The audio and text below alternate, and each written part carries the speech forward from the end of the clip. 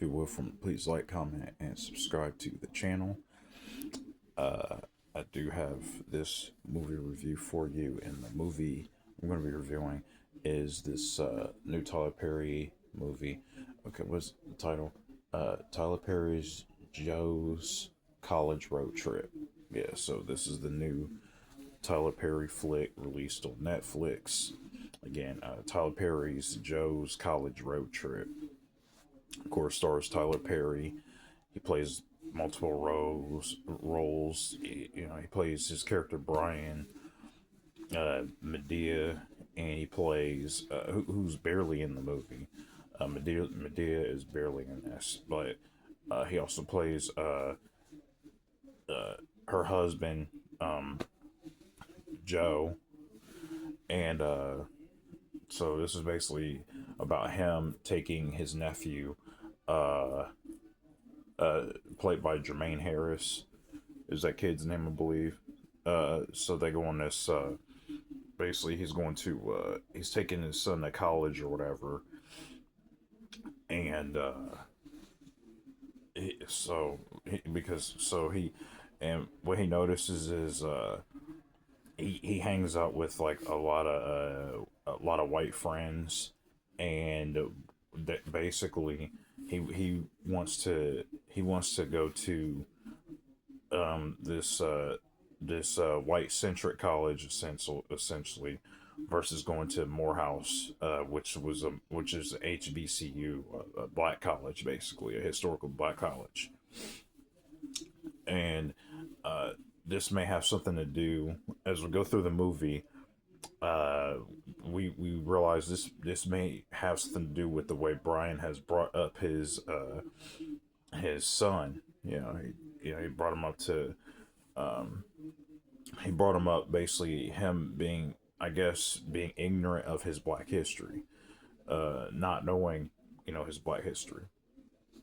And this of course turns into a road trip where instead of going to the white college, he's taking him on this sort of black historical trip, basically. Joe does. So so this is my thing. And they run into eventually run into this girl Destiny, who's played by Amber Rain Smith, and she has this sort of subplot basically to where she hooks up with his nephew BJ. His nephew's name is BJ, and again he's played by Jermaine Harris. So I will say one thing about this movie. I really enjoy a good Black History lesson. I think, I encourage, a lot of people, I encourage, Black people, even white people who don't know about, our ancestors and our Black history. I think that is a really good thing to learn at. Uh, it's very essential. The idea of history is not to necessarily offend. It is it's not to be a shitty person first of all, and it's to not repeat those mistakes that were made in the past.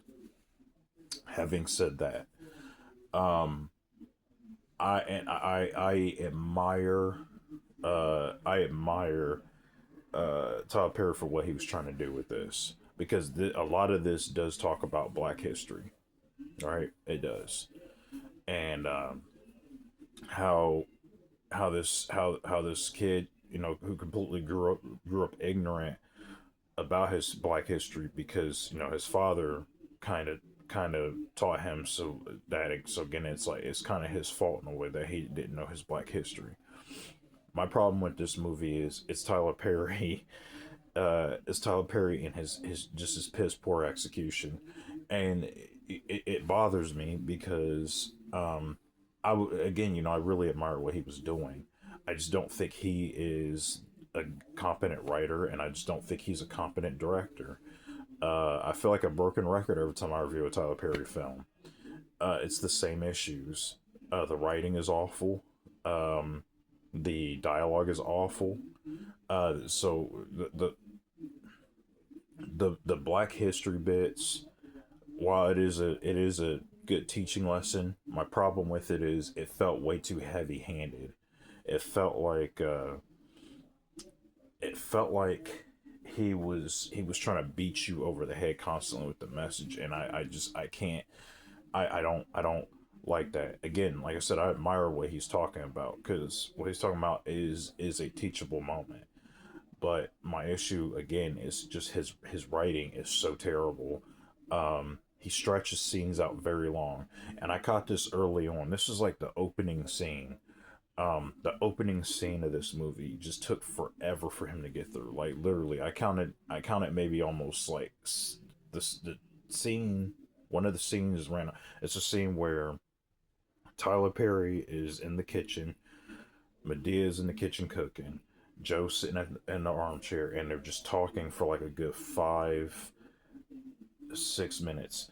And it's not anything we don't. It's not any information we don't know. It's literally a scene that could have been done real quick, and we could have just moved on. But Tyler Perry, he's got to stretch out his runtime, so that scene stretches.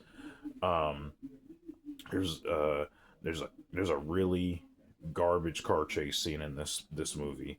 And it's a road trip film. So even when I saw the trailer, I was like, there's not much you can do in 2026 with a road trip film. Road trip films are played out. No, nobody cares for road trip films anymore. But Tyler Perry felt like he had to make one. So here we are. We have a road trip movie. It does the same tropes. There's a bar fight. You know there's gonna be a bar fight scene. He does a he does a fucking Matrix joke. He does a Matrix joke. Okay, he does a Matrix joke in here.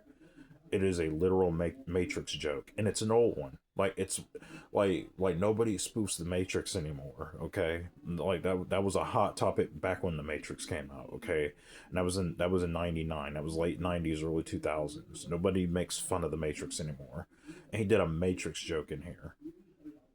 I want you to understand the level of comedy in this.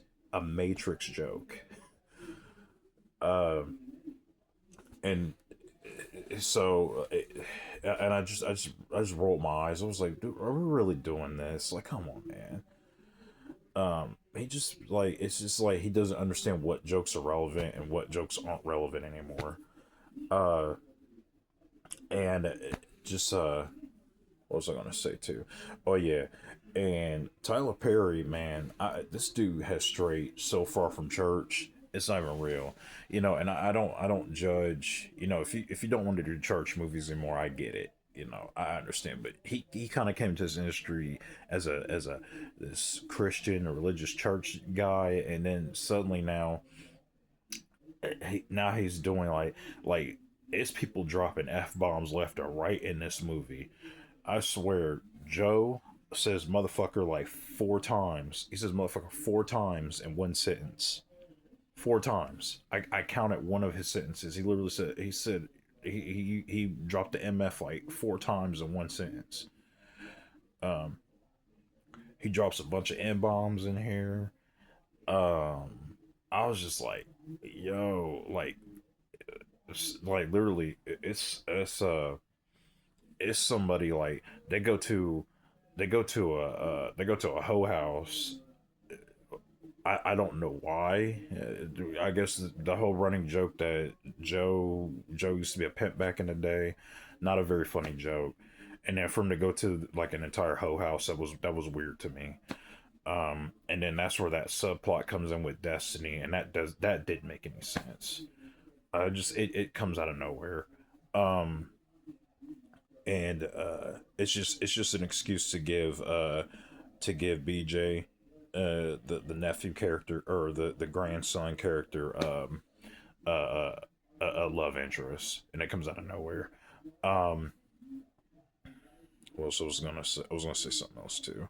Yeah, this is raunchy, man. Like this is the raunchiest I've ever seen Tyler Perry. Because I know, like, even when he does sex scenes, like they're not as raunchy as this. Like this right here, I was like, yo, like Tyler, what is going on? Like this man that got nasty or something. Um, They literally go into this hoe house, right? And like it's like a dude literally have like they usually have you go to a secret room or something like that. At least this every brothel movie I've seen. Usually they take you to they have the brothel. In the brothel they take you to a private room and you do your business. There's this guy raw dogging this chick like over the front table. I'm like, what is going on here? That's ridiculous. And it's Tyler Perry, so you expect Tyler Perry ridiculousness. Not the nastiness level though. No, never that. Oh my god. I was like, what is going on with this man? Uh and uh even at the beginning of the movie, I just rolled my eyes too. Um because there's this they give you this disclaimer at the beginning, at the very beginning, and it's like this 70s it's the 70s like sort of like grindhousey black exploitation type filter, and they tell you about they're basically telling you what's going to be in the movie. They're gonna say he says that like all the cuss words. They're giving you a disclaimer that he's gonna say this many cuss words. It's like, don't give me a disclaimer. Just go into the movie. Like what are we doing here? And this is my problem with Tyler Perry's direction sometimes. I legitimately feel like he doesn't know what he's doing when he's directing movies. Big example of that is his transitions are so weird. He had some really weird transitions in this movie. So there's a transition uh for some odd reason. There's a it's like a toy map where they're driving across when they're going cross country, because they end up on like the border of like they end up near like New Mexico. But there's this border like so it's a little like toy diagram or map or whatever you want to call it, and it shows like a little Hot Wheels model version of Joe's car, and it's cruising to the next state. And I'm like, why? What type of transition is that? I don't know. That transition was weird, and he does it a few times in here, and I was like, why would he put that in here? Just piss poor director decisions. Um, there's something else I was going to mention too. It was something else I was going to mention, but I'll it'll probably come back to me.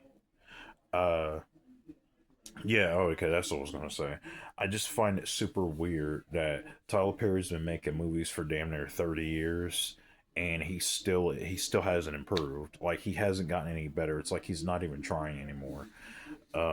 But you know, his audience will still see his movies. They'll still make him a billionaire. They made him a billionaire. So, you know, I mean, the man owns his own island and studio. So, and he keeps a lot of actors, particularly a lot of black actors, employed. So, there's that too. You know, you got to give him credit for that. But as a writer and a filmmaker, and I say it over and over again, Tyler Perry needs to hire someone who can write, and he needs to hire somebody who can direct, because he's not that guy. Um, this is a do not recommend. I do not recommend this one. Um, I just it was actually a chore to get through this movie, because a lot of this movie is like filler. Um, a lot of it is filler because a lot of the scenes, once they get to certain scenes, they drag. The scenes drag, and it's because when you watch a movie, especially like when I write or whatever, you have to give the audience new information as you're going along. When you drag a scene out like that, that means you don't really have much. You don't have much to put in between that scene to transaction between that and the next scene. You're just putting a whole bunch of filler in between, and that's what he does. And he tries to fill it in with these really unfunny jokes. Um, so yeah, no, this is a do not recommend. Stay away from this one. If you're not, if you weren't even a Tyler Perry fan anyway, I don't see why you would even get curious to watch this one. So that is my review for Tyler Perry's Joe's College Road Trip. Um, are there any Tyler Perry fans out there who liked it and thought I didn't get it or something like that? Definitely comment in the comment section below, and I will see you in the next video. Peace.